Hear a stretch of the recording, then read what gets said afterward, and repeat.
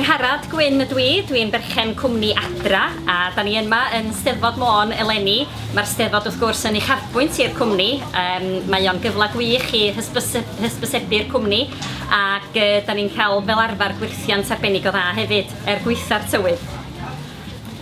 Mae bob dim da ni'n werthu unau wedi cael ei wneud yng Nghymru, wedi ei ddylunio gan bobl o Gymru neu yn amlygu'r iaith Gymraeg. Dyna di meini prawf y cwmni ac da ni'n defnyddio'r Gymraeg drwy'r cwmni hefyd yn yr ochr weinyddol.